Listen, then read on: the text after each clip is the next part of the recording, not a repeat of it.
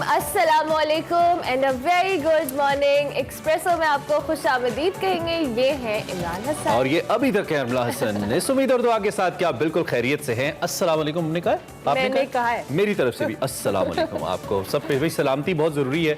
और वैसे भी इरशाद ये है कि आप घर से जाते हुए जब सलाम करते हैं और घर आते हुए जब सलाम करते हैं तो इससे रहमत और बरकत का एक ऐसा सिलसिला आपके घरों में रहता है ना, जिससे आपके घर के हालात और मामलात ठीक रहते हैं, तंगी नहीं आती कहते हैं। तो आते जाते सलाम का जो सिलसिला ये बड़ा ज़रूरी है।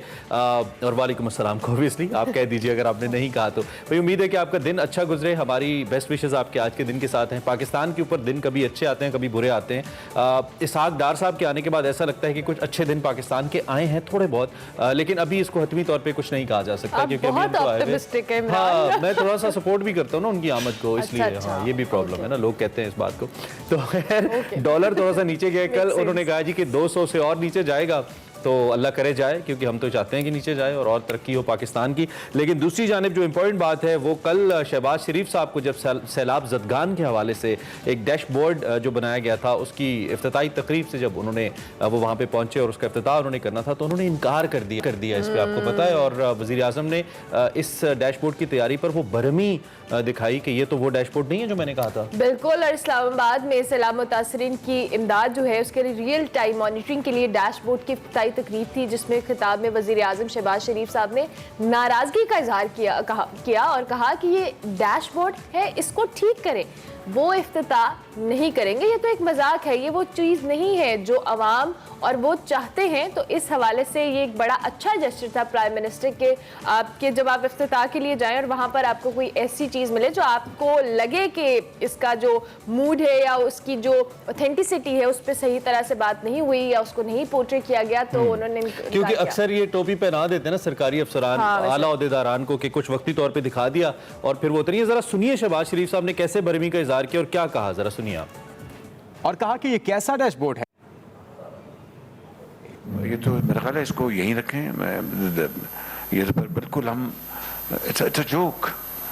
मैं एफर्ट मैं जो कोशिश है मैं उसकी बिल्कुल मैं नफी नहीं कर रहा। This is not a dashboard which we all imagine. ये तो एक स्टेशनरी चीज है जिसमें आप फिगर भर दें, दैट्स इट। इससे पहले वफाकी वजीर बराए मनसूब शहबाज शरीफ साहब की बातें आपने सुनी, थोड़े अनॉयड नजर आए और एक्चुअली वो रेफरेंस दे रहे थे उस डेंगी के डैशबोर्ड का। आपको याद है जब लाहौर में बहुत शदीद डेंगी आया था, डॉक्टर उमर सैफ यहाँ पे खड़े थे, वो एक्चुअली ब्रीफ भी कर रहे थे प्राइम मिनिस्टर को इस मौके पर। उन्होंने फिर मैंने उनकी कुछ ट्वीट्स भी देखी तो उन्होंने कहा कि वो रियल टाइम डैशबोर्ड नहीं है जो कि एक्चुअल डाटा रियल टाइम के ऊपर दिखाता है और फौरी अपडेट हो रहा होता है। प्राइम मिनिस्टर को इसकी स्पीड के साथ भी प्रॉब्लम थी कि बड़ा स्लो अपडेट हो रहा है और वो ये भी कह रहे थे कि इसमें मुझे फैक्चुअल और रियल टाइम डाटा नहीं मिल रहा। कल जब हम इंटरनेशनल कम्युनिटी के पास जाएंगे तो उनको हम कैसे कन्विंस करेंगे कि हमारा कितना बड़ा नुकसान हुआ है। सो ये अच्छी बात है, अब कम से कम बेहतर होगा, वी बिलीव। चलिए जनाब आगे बढ़ते हैं और मुल्क की मईशत को बात इधर ही रहते हैं। नहीं हमने आगे बढ़ना है, हम बढ़ चुके हैं आगे। मुल्क की मईशत की बात करेंगे, आज की बड़ी खबर है।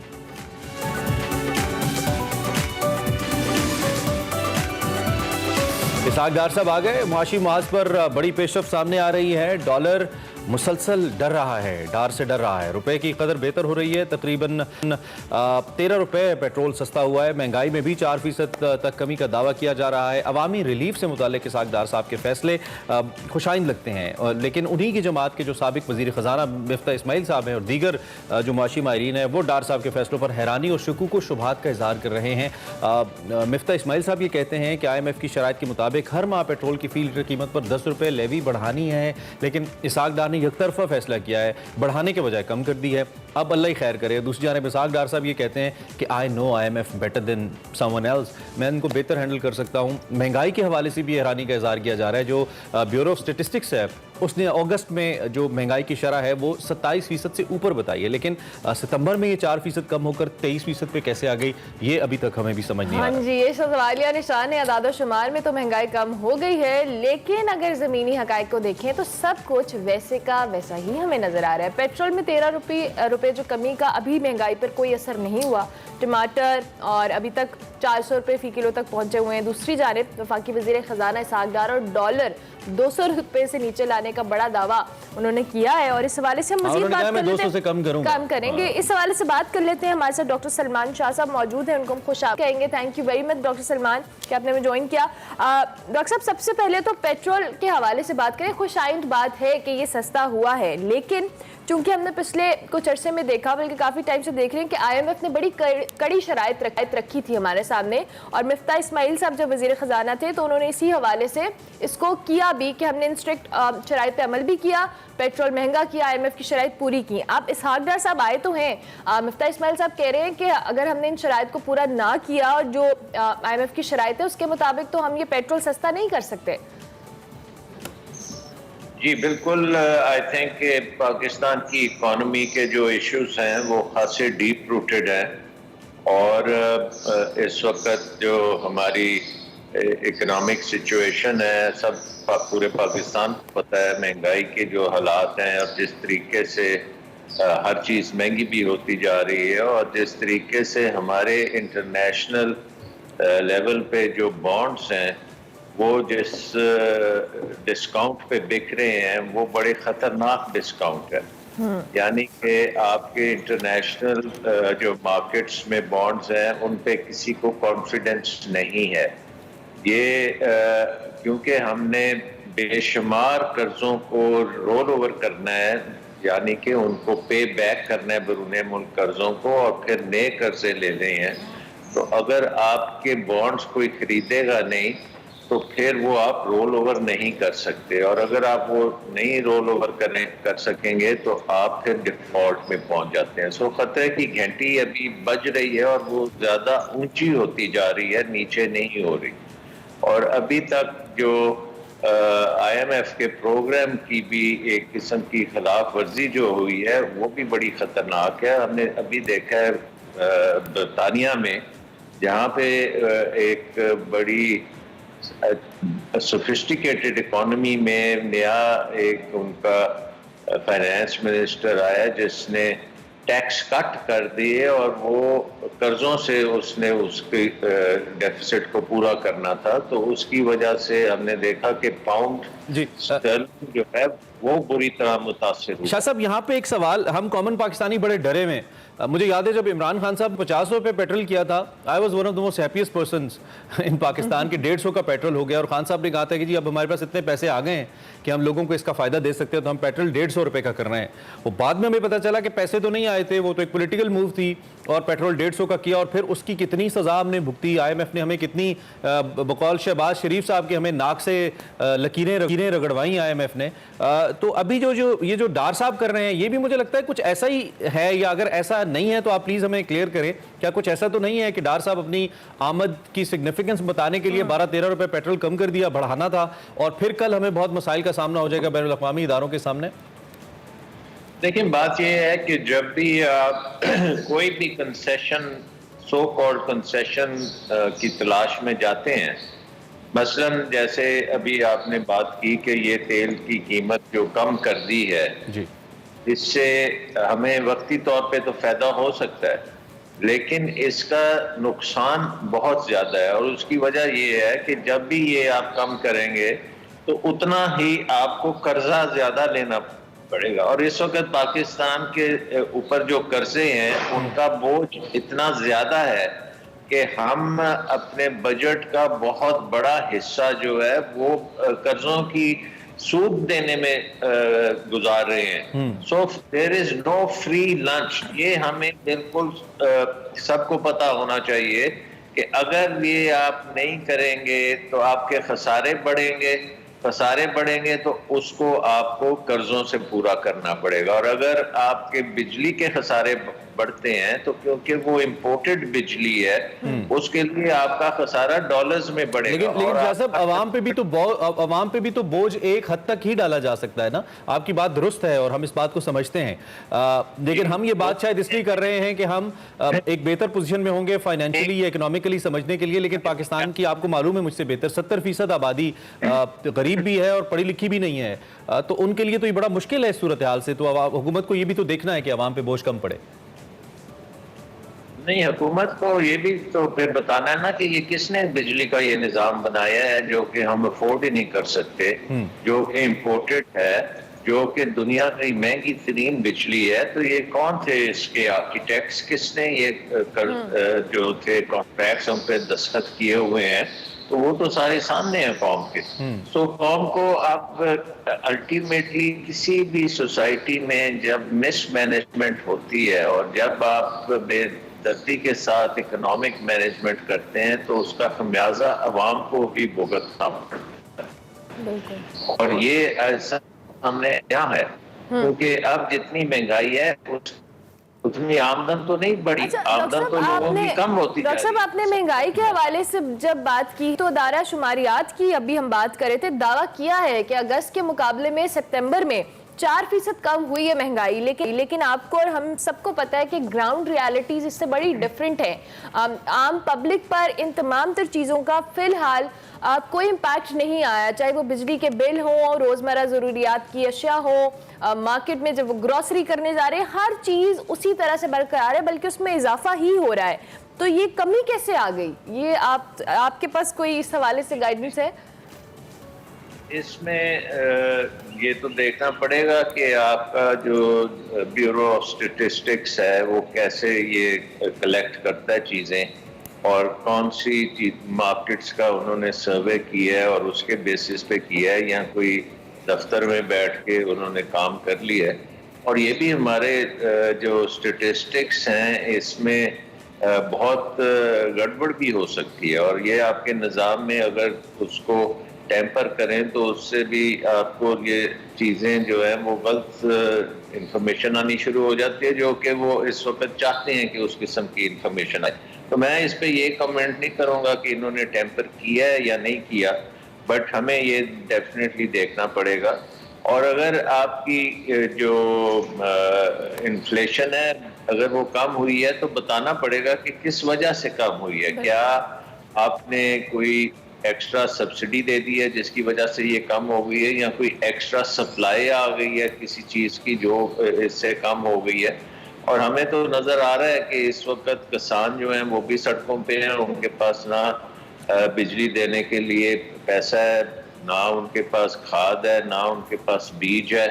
तो ये तो एक और बड़ा डिजास्टर सामने नजर आ रहा है। और आई थिंक ये चीजें अब हमें गिमिक्री से काम नहीं चलेगा, हमें मेहनत से काम चलेगा, और जो काम ऑनेस्टली हो सकता है वो हमें सामने सबके सामने रखना पड़ेगा।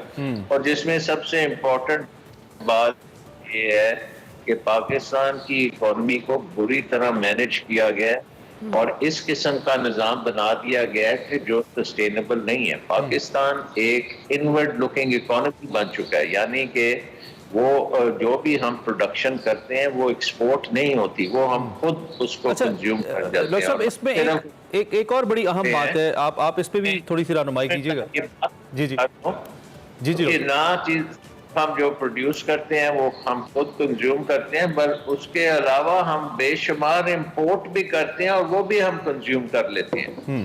सो अगर हम ज्यादा इंपोर्ट करेंगे और कंज्यूम कर लेंगे और एक्सपोर्ट नहीं करेंगे तो इकोनॉमी तो जाहिर है कि वो बैंकरप्ट हो जाएगी, क्योंकि एक वक्त आएगा कि आपको लोग कर्जा देना नहीं पसंद करेंगे। और इस वक्त इंटरनेशनल मार्केट में जो बॉन्ड्स मानों के हशर हो रहा है वो साफ सिग्नल आ रहा है कि आपको लोग अब फर्दर कर्जा नहीं देंगे। अच्छा, लेकिन ये भी तो डॉक्टर साहब एक ये भी तो हकीकत है ना कि जितना नुकसान हमें इस स्पेक्युलेटिव मार्केट ने पहुंचाया है, डॉलर की स्पेक्युलेटिव प्राइस ने पहुंचाया है, उतना नुकसान शायद उस कंट्रोल्ड एक इकोनॉमी ने नहीं पहुंचाया। मेरे कहने का मतलब ये है कि इससे पहले कम से कम एक्सपोर्टर जब एक्सपोर्ट करता था या इंपोर्टर जब इंपोर्ट करता था तो वो कम से कम उसको ये पता होता था कि मेरी जो कंसाइनमेंट है ये ₹1 पर डॉलर ऊपर जा सकती है, ₹2 पर डॉलर नीचे आ सकती है, इससे ज़्यादा उसको खदशा नहीं होता था, उसकी रिस्क मैनेजमेंट थी और वो फ्रीली ट्रेड कर रहा था। लेकिन जब से ये 5-5, 10-10 रुपए के जम्स आए हैं, फिर हमें मालूम है कि बैंक्स ने कितनी महंगी एलसीज खोली हैं जिस पे करोड़ों रुपए गए हैं बैंक्स के प्रॉफिट की सूरत में, तो उससे कम से कम जो सबसे डायरेक्टली हिट हुई है वो पाकिस्तान की इकोनॉमी हुई है, जो पाकिस्तान की इंपोर्ट एक्सपोर्ट्स है वो हुई हैं, क्योंकि वो हो नहीं रही हैं, लोगों ने रोक ली हैं। लोग इंतजार करते हैं, डॉलर नीचे आता है, दोबारा से लोग करने की कोशिश करते हैं और फिर डॉलर ऊपर चला जाता है। तो डोंट यू थिंक ये स्पेकुलेटिव मार्केट सबसे पहले खत्म होनी चाहिए, सबसे पहले इसका कलाकमा होना चाहिए? देखिए, ये तो अब मिफ्ता साहब से पूछेंगे कि वो उनके ख्याल में ये स्पेकुलेशन की वजह से कितनी ऊपर गई थी या कोई और उसका वजह थी। लेकिन 5 से 10 रुपए ऊपर नीचा होना पाकिस्तानी करेंसी में इतनी वॉलेटिलिटी है कि ये नॉर्मल से बाहर नहीं है, ये नॉर्मल रेंज में ये काम चलता है। और ये जो कल को यही जो है ये ऊपर भी जा सकती है। सो पाकिस्तान के 2-3 और जो इस वक्त डेवलपमेंट्स हुई हैं उसका भी इम्पैक्ट इस पे डेफिनेटली आ सकता है। और एक ये है कि इंटरनेशनली ऑयल प्राइसेस जो हैं वो कुछ गिर गई हैं और वो तकरीबन $120 $85-86 की रेंज में है, बट फिर से थोड़ा सा बढ़ी है। लेकिन उसका भी ये इम्पैक्ट हो सकता है कि शॉर्ट टर्म में वो एक आपका इम्पैक्ट आ रहा है कि क्योंकि दुनिया में रिसेशन आ रही है, रिसेशन की वजह से जो हमारी इंपोर्ट्स हैं, एनर्जी इंपोर्ट्स और कमोडिटी इंपोर्ट्स, उनकी कीमतें कम हो सकती हैं क्योंकि पाकिस्तान की इकोनॉमी दुनिया की इकोनॉमी से ऑपोजिट डायरेक्शन में चलती है। और वो जब इंटरनेशनल रिसेशन आती है तो पाकिस्तान की इंपोर्ट्स क्योंकि सस्ती होती हैं उससे आपका थोड़ा सा रुपये के ऊपर इम्पैक्ट आ सकता है। लेकिन ये अभी जो है अर्ली असेसमेंट है, ये नहीं है कि ये अब ट्रेंड आगे चलता चला जाएगा। मतलब आप कह रहे हैं कि ये अभी ये टेम्पररी, हमें अभी इसको ज्यादा जो कह लें for the longer run consider नहीं करना चाहिए। अच्छा डॉक्टर सलमान, अब चूंकि हमने पेट्रोल की प्राइसेस में कमी के हवाले से बात की और आपने इंटरनेशनल मार्केट का भी जिक्र किया, लेकिन स्टिल पेट्रोल की कीमतों में कमी से उसका अभी तक इम्पैक्ट रिलीफ की जानिब जो पब्लिक को मिलना था उसकी जानिब नहीं आया। क्या लगता है कि ये मजीद जो प्राइसेस अगर डाउन होती हैं या रुपया मुस्तहकम होता है तो इसका जो आम पब्लिक पर इम्पैक्ट है वो कब तक आएगा? देखें, एक बात तो है कि क्योंकि इस साल का बजट मिफ्ता साहब ने बहुत बड़ा बजट बनाया था, पाकिस्तान की हिस्ट्री में सबसे बड़ा बजट बना दिया जिसमें 17,000 अरब के करीब पैसा है जो कि फेडरल गवर्नमेंट और प्रोविंशियल गवर्नमेंट्स दोनों मिलके इतना खर्चा करेंगी। तो उस खर्चे को पूरा करने के लिए बेशुमार टैक्स लगाए गए। अब हम देख रहे हैं कि सुपर टैक्स से लेके पेट्रोलियम डेवलपमेंट लेवी के भी टारगेट्स हैं IMF के साथ, क्योंकि IMF की एक कंडीशन है कि अगर आपने खर्चा करना है, हुकूमती खर्चा करना है, तो वो आप फिर टैक्सों से रेवेन्यू कलेक्ट करें और इतना रेवेन्यू कलेक्ट करें कि उन खर्चों से थोड़ा सा ज़्यादा होना चाहिए ताकि अगर कुछ पैसा बच जाए तो उससे कर्जों की आप कमी कर सकें। तो वो जब हम देखते हैं तो उससे नज़र आता है कि इस वक्त तो अभी और टैक्स लगने हैं, पर्टिकुलरली पेट्रोलियम टैक्सेस की जो पेट्रोलियम डेवलपमेंट लेवी है उसमें शायद टारगेट 50 रुपए फी लीटर के करीब है और वो अभी तक हमने पूरा नहीं किया, बल्कि इस दफ़ा जो अभी आप बात कर रहे थे तो इसाक डार साहब ने वो नहीं इंक्रीज किया जो IMF के साथ आपने कमिट किया हुआ था। और मिफ्ता साहब ने ये पॉइंट आउट जब किया है तो उनको तो शट अप करा दिया गया है कि तुम चुप करके बैठो। और सो अब देखने की बात ये है कि IMF इसको कैसे लेगी और क्या ये पाकिस्तान को कोई वो दे देंगे एक्सेप्शन दे देंगे। इस सारी ये बड़ा अच्छा नुक्ता आपने जो आखिर में जिसकी जानिब आप आए, मैं चाहता हूँ इस पे ज़रा आप थोड़ा और भी हमारी रहनुमाई करें। ये जो IMF से एग्जम्पशन की बात है, बिलावल भी जब पाकिस्तान से बाहर गए थे तो उन्होंने कहा था कि हमें फॉर द टाइम बीइंग हमारे जो कर्जे हैं वो उनकी पेमेंट डेफर्ड की जाएं और दूसरी जानिब पाकिस्तान ने भी ये कहा कि हम चाहते हैं कि हमें इक्वल अपॉर्चुनिटी मिले कि हम जो इकोनॉमीज़ हैं, दुनिया की बड़ी इकोनॉमीज़ हैं, उनके साथ हम इक्वली प्ले कर सकें। पाकिस्तान ऐसे मौके चाहता है, चूँकि क्लाइमेट चेंज के अंदर पाकिस्तान कॉन्ट्रीब्यूटर नहीं है, हैं, पाकिस्तान उसका विक्टिम है, तो क्या हम उस तरीके से इंटरनेशनली उस पोटेंशियल को टैप कर पाए हैं जो पाकिस्तान को हेल्प आउट करता, या इतनी बड़ी क्लैमिटी जो पाकिस्तान जिससे इस वक्त गुजर रहा है सैलाब की सूरत में, उसमें दुनिया हमारे साथ खड़ी होती? बजाय तो ये इमदाद जैसे मैं मिसाल देता हूँ कि ऊँट के मुंह में ज़ीरा के बराबर है, बहुत ही कम है जो मिल रही है, तो क्या हमें मजीद इसको पुश करना चाहिए इंटरनेशनल कम्युनिटी को, और क्या कोई मदद मिल सकती है हमें इस मद में? देखिए, दो इश्यूज हैं इसमें। एक तो क्लाइमेट का जो इशू है वो उसमें बड़ा टाइम लगेगा कि जो ममालिक क्लाइमेट चेंज के विक्टिम्स हैं और उनकी कंट्रीब्यूशन नहीं है क्लाइमेट चेंज में, तो उनको कॉम्पनसेशन दी जाए। तो ये तो एक बहुत लंबा काम है जो कल नहीं होगा, बट इसके बारे में बात जब आप करेंगे तो लगती तो अच्छी है, लेकिन इमीडिएट इसकी रिलीफ नहीं होगी। दूसरी चीज है कि जो हम बात करते हैं कि जी हमारे कर्जे माफ कर दिए जाएं, ये मेरा ख्याल है कि हमें हमारे बड़े बड़े जो वजीर हैं या प्राइम मिनिस्टर को ये बातें नहीं करनी चाहिए, क्योंकि इसका एक बहुत नेगेटिव इम्पैक्ट आता है आपकी मार्केट पे। आपने देखा कि जब शहबाज शरीफ साहब ने बात की कि हमारे कर्जे माफ किए जाएं, तो इमीडिएटली हमारे जो बॉन्ड्स थे उनकी कीमत क्रैश कर गई। उसके बाद आपके फॉरेन मिनिस्टर ने, फाइनेंस मिनिस्टर ने भी कोई इसी किस्म की बात की कि हम IMF के साथ रीनेगोशिएट करेंगे और हमें रीस्केड्यूल करने पड़ेंगे, तो वो भी आपके बॉन्ड्स के ऊपर इम्पैक्ट आया।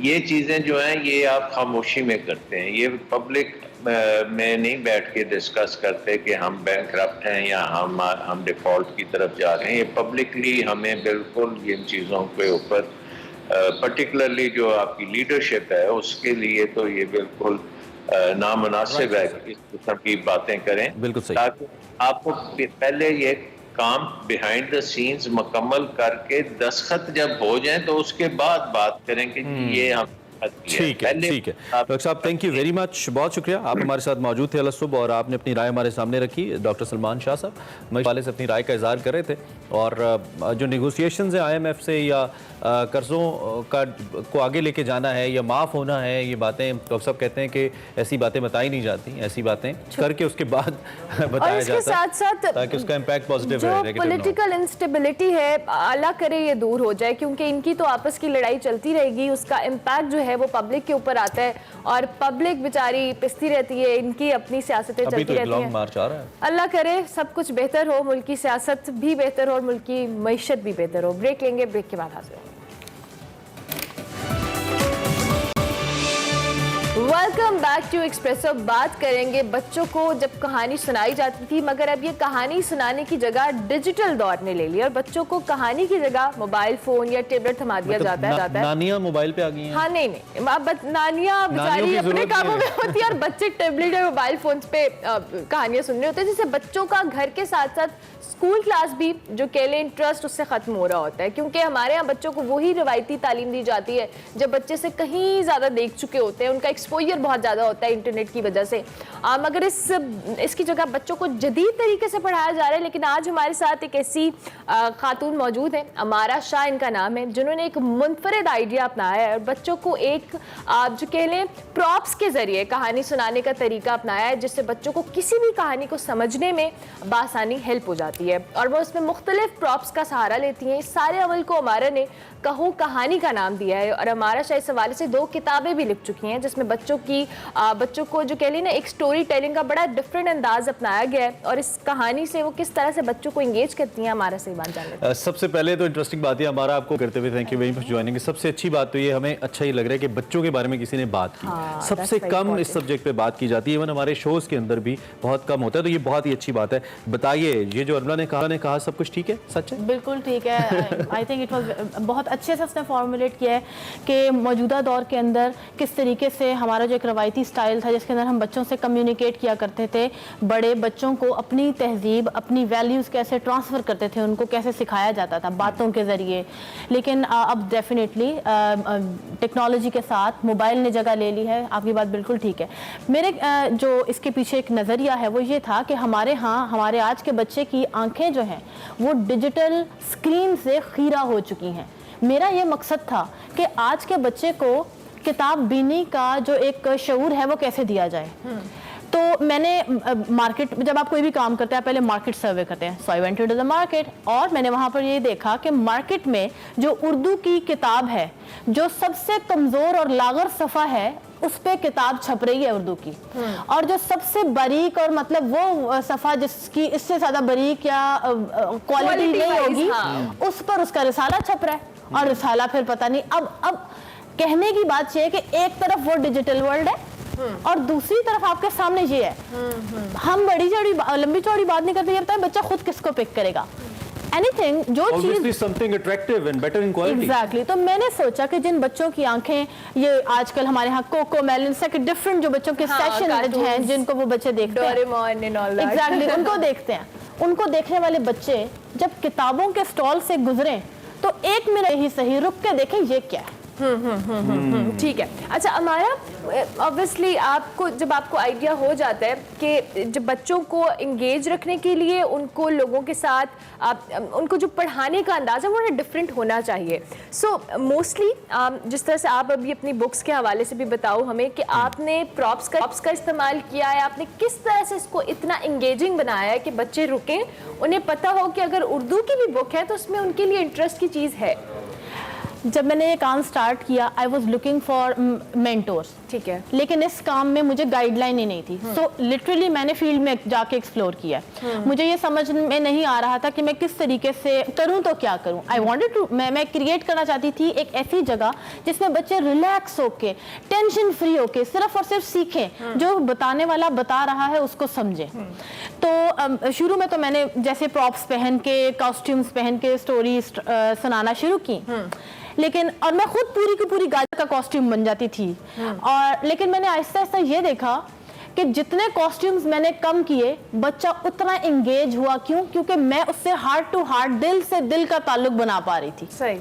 और मुझे नहीं लगता, मतलब मेरा जो इतना कम, मेरा बहुत कम इल्म है, लेकिन उसके मुताबिक मुझे लगता था शायद प्रॉप्स, बच्चे को ये शॉकिंग चीजें चाहिए, बच्चे को दिल का कनेक्शन चाहिए। अगर आप वो मेंटेन कर लेते हैं ना, आपका बच्चा आपकी हर बात मानता है। तो अच्छा हमारा, आप ऑनलाइन तो करती हो ऑब्वियसली, और किस तरह से आपका ये सारा जो कहो कहानी वाला कॉन्सेप्ट है वर्क करता है? आप स्कूल्स में जाती हो या आपने कोई क्लासेस रखी हैं, किस तरह से, हाउ डज इट ऑपरेट? अच्छा, initially because I wasn't clear, लोगों को भी समझाना मेरे लिए मुश्किल था, लेकिन ग्रेजुअली लोगों ने जब ये देखा कि एंगेजमेंट हो रही है, मेरी जो ऑडियंस है, जो बच्चे हैं, उनके ऊपर कितना इफेक्टिव इम्पैक्ट हो रहा है। अब अल्हम्दुलिल्लाह we are working with different brands, schools भी इनवाइट करते हैं, स्पेशली जब से बुक आई है। लोगों को ये पता है कि कंटेंट हाथ में है बिफोर दे कॉल मी, या क्योंकि हम जो स्टोरी टेलिंग है ना, इसको एज अ प्रोडक्ट मैं अपने बिजनेस में सेल करती हूँ। कहो कहानी इसका नाम है पूरे वेंचर का। इसमें हम स्टोरी टेलिंग, लोग शोज बुक करते हैं, हम उनको शोज देते हैं उनके क्राउड को, उनके बच्चों को। और अगर हम नहीं भी दे सकते, somebody कोई चाहता है कि भाई हमने आपसे सेशन नहीं लेना, तो हम कहते हैं आप हमारी बुक ले लो, इसके अंदर स्टोरी भी है, एक्टिविटीज भी है, खुद कराओ। क्योंकि मकसद ये नहीं है कि आप इस टाइम अपने आप को आगे आगे करें, मकसद ये है कि ये कॉज आगे होना चाहिए। अच्छा, थोड़ा सा पेरेंट्स की जाने बातें हैं। आजकल की जो हमारी मदर्स हैं या पेरेंट्स हैं ना, वो ये समझते हैं कि this is the tool to grow even for kids. वो बच्चों को गैजेट्स देते हैं, टैब्स देते हैं, बुक्स की तरफ कम माइल आती है। शायद माओं की खुद इतना अपना नॉलेज नहीं है, जो आजकल के दौर की माएँ हैं, कम पढ़े लिखे लोग हैं, पढ़े लिखे कम हैं। तो आप कैसे कन्विंस कर पाते हैं? अगर मैं आपसे ये शॉर्टली पूछूं कि आपकी स्टोरी टेलिंग का, कहो कहानी का, एक बच्चे को क्या फ़ायदा होता है as compare to the gadgets that he watches, तो आप कैसे कन्विंस कर सकती है अपने पेरेंट्स को? असल में हमारे यहाँ ना तरबियत की जिम्मेदारी माँ ने ले ली है। लोग भूल गए हैं, बात भी करते हुए नहीं सोचते कि असल में ये बाप की भी जिम्मेदारी है। जब मैं इसका एक्टिविटी सेक्शन डिज़ाइन कर रही थी तो उसमें मैंने एक ख़ास चीज़ का ध्यान ये रखा कि बापों की जेब में क्या होता है, रसीदें, ठीक है। तो वो जो रसीद है ना, उससे वो क्या कर सकते हैं, वो उससे पेपर फोल्डिंग और आर्ट ओरिगामी बना सकते हैं। ओरिगामी जो होता है, जैसे आप पहले जमाने में आम जुबान में बच्चे को जहाज बना के देते थे, कश्ती बना के देते थे। तो आज अगर ये गाजर की कहानी आप सुना रहे हैं उनको, तो आप गाजर बना के दें। इसके अंदर वो पूरा स्टेप बाय स्टेप है एक्टिविटी। तो कुछ और नहीं, तो उनको ना कन्विंस नहीं करना पड़ता। असल में आपने जब कोई बात समझानी होती है आपको इंस्पायर करना पड़ता है। और बुक्स को इतना आर्ट लेवल पे इनके अंदर इन्वेस्ट भी इसीलिए किया गया कि they have to speak for आपकी इन देमसेल्फ। बातों से तो लगता है कि बच्चों से कहीं ज्यादा पेरेंट्स को ट्रेन करने की जरूरत है, how they have to deal. असल में बात आपकी बात बिल्कुल बिल्कुल बजाय, उसकी वजह यह है कि जमाना एकदम चेंज हुआ है। हमारी ट्रेनिंग एज अ पेरेंट नहीं है। हर टीचर ट्रेनिंग तो होती है, कॉर्पोरेट ट्रेनिंग होती है, कितना पॉइंट उठता है ये। मतलब हम यहाँ पे जब वो वकार भी एक बात कहते हैं ना कि आप छोटा सा कोई गैजेट खरीदते हैं तो उसका भी मैनुअल होता है। तो एक बच्चा तो फुल फ्लेज एक प्रोडक्ट है, उसका मैनुअल तो होना चाहिए। कि हमारे यहाँ अनफॉर्चुनेटली पेरेंटिंग पे इतना फोकस नहीं है। हमने बच्चे को एक आइंस्टाइन बनाना है। हाँ, आइंस्टाइन बनाना है, लेकिन हमें ये नहीं पता उसको आइंस्टाइन बनाने के लिए भी हमें उतनी ट्रेनिंग और सारी चीजें। अच्छा, अब इस बुक्स के हवाले से बताओ कि ये जो क्या नाम है इन बुक्स के हमारा, और साथ साथ इसमें किस तरह की एक्टिविटी आपने डिजाइन की है बेसिकली। अच्छा, अभी मैं आपको बताती हूँ जो मेरी सेकंड बुक लॉन्च हुई है। मैं फर्स्ट की तरफ बाद में आती हूँ। मेरी जो सेकंड बुक है उसको मैंने कंसीव किया था एज अ कुकी मॉन्स्टर, कि एक मॉन्स्टर होता है और वो कुकी होती है। जैसे मैंने ग्रेजुअली इसको पॉलिश किया तो ये बन गई मोतीचूर का लड्डू। क्यों? क्योंकि कुकी तो यहाँ कोई कोई खाता है, लड्डू हमारे पाकिस्तान की, हमारी बड़े सगीर की सौगात है भाई। इसके दिखाए ना जरा टाइटल। ठीक है, और एक और बात, मैंने इसके अंदर ना इसका टाइटल जो है ना उसको सेंसरी फील दी है, ताकि आप इसको टच करो आपको लगेगा ये चिपक रहा है आपके हाथ, इसका शीरा चिपक रहा है, ताकि इसको देख के ना खाने को दिल करे। लाइक इतना। This is the book Motichoor के लड्डू। जो मोतीचूर के लड्डू खा चुके हैं उनको आइडिया होगा कि कितने मजेदार हो। वो दोबारा नहीं खाना चाहेंगे, लेकिन बहुत खाते हैं, बहुत पढ़ लें। और इसका जो थीम है वो सेल्फ अकाउंटेबिलिटी है। ये मोतीचूर जो होता है ये बेसिक 0 लेवल से स्टार्ट करके बहुत बड़ी दुकान बना लेता है, लेकिन वो लालच में पड़ जाता है, बड़ा ब्रांड एम्बेसडर बन गया, वो लालच में पड़ गया, उसके हाथों से जायका छिन जाता है। अब वो कैसे वापस आता है, उसका रिवाइवल कैसे होता है, उसका कमबैक कैसे होता है, ये स्टोरी है सारी। That's amazing. हमें तो आप बता रही हैं दिस पे कैमरा, जो पेरेंट्स आपको देख रहे हैं उनको लेकर आप से something to them regarding their बच्चों की ट्रेनिंग को लेकर, अपनी ट्रेनिंग को लेकर कुछ कहिए उनको। मुझे लगता है कि एज अ कॉम हमें इस बात को रियलाइज करना है कि हमारी जुबान उर्दू है, और अगर हमारे बच्चे को हमें कॉन्फिडेंस का तोहफा देना है तो उसके लिए अपनी जुबान को, अपने कल्चर को वैल्यू करना सबसे अहम काम है। आप अपने बच्चों को खूबसूरत किताबें, उर्दू की खूबसूरत किताबें लेके दें, ताकि उनको सिर्फ ये नहीं कि उर्दू का पेपर आया मुझे इमला याद करनी है, मेरा टेस्ट है, उनको ये याद रहे कि मेरी जुबान के अंदर मेरा फख्र लाए करता है, और ये कि मुझे मेरी किताबों के साथ मेरा बड़ा अच्छा ताल्लुक है, और उनको बजाय किताब देने के उनको एक्सपीरियंस दें, उनको एक्सपोजर दें। And one last thing, how people can reach your work, कैसे आपको मेरा इंस्टाग्राम पे कहो कहानी के नाम से अकाउंट है, इसका ऑफिशियल है, वहाँ पर आपकी बुक शॉप्स पे अवेलेबल है।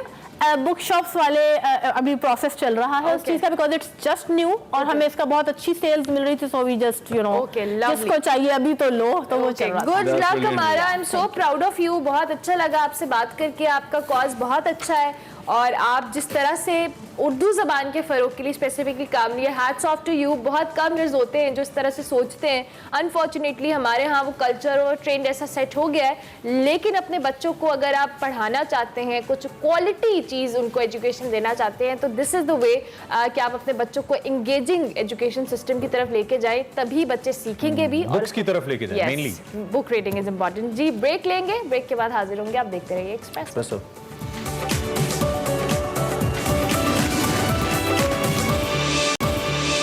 बैक बात करेंगे पाकिस्तानी, उर्दू और पंजाबी फिल्मों में एक तवील अरसे तक अपनी आवाज़ का जादू जगाने वाले मारूफ गुलकार मसूद राना साहब की, जिनको आज मदाहों से बिछड़े 27 बरस बीत गए।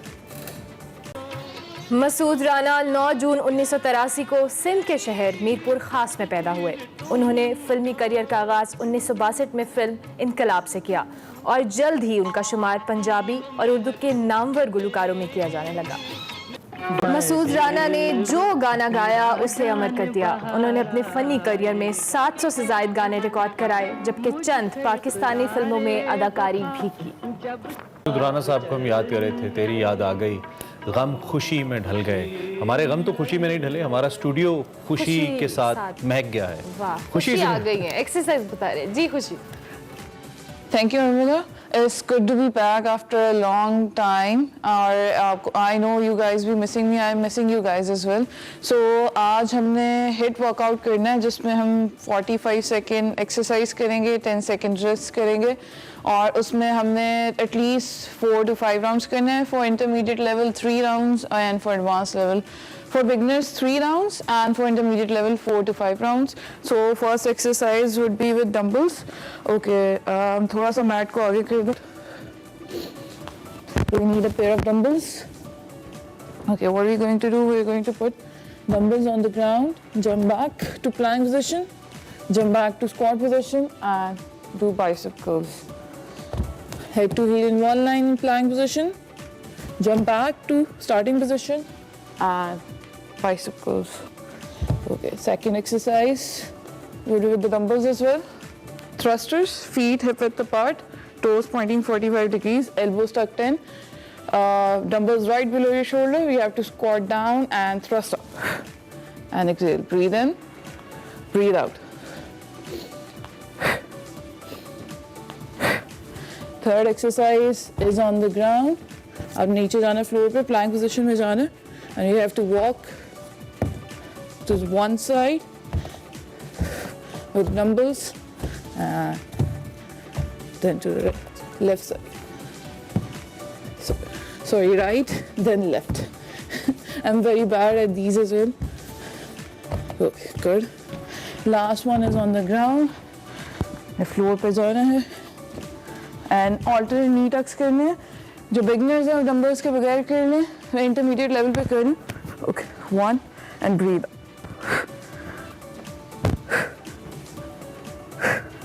ओके, बिगनर लेवल फ्लोर पे भी रख सकते हैं legs.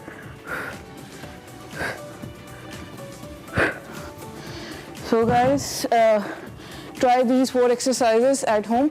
45-second exercise, 15-second rest. At least 3 to 4 rounds for beginners and 4 to 5 rounds for intermediate level. Thank you guys. See you guys soon. Thank you very much खुशी. हमें आज exercise करने की बहुत जल्दी थी, इसलिए फर्स्ट आवर में हमने सुबह सुबह आप सबको एक्सरसाइज करा दी, जो हम बिल्कुल नहीं करते. आप कर लीजिएगा कोशिश. भाई बड़ा हशाश बशाश रहने के लिए ज़रूरी है. एक तो ये जो सब्जियां वगैरह हैं, सब्जियां दालें नेचुरल चीज़ें, ये अपनी खुराक का हिस्सा बनाए. विद दैट थोड़ी सी एक्सरसाइज अगर हम दिन में कर लेना 15-20 मिनट, यकीन माने तो दिन बड़ा अच्छा गुजरता आप करते है. मैं कर लेता हूँ 15 दिन के बाद. ये मेरा सवाल था. 10 दिन के बाद. ब्रेक ले लेते हैं. ब्रेक के बाद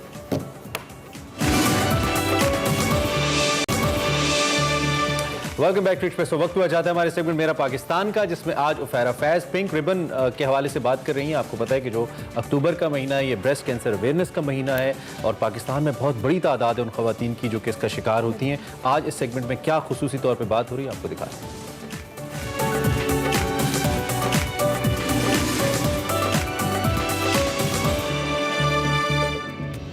अस्सलामुअलैकुम नाज़रीन. ख़वातीन को दरपेश मसाइल में सबसे अहम मसला उनकी सेहत का है.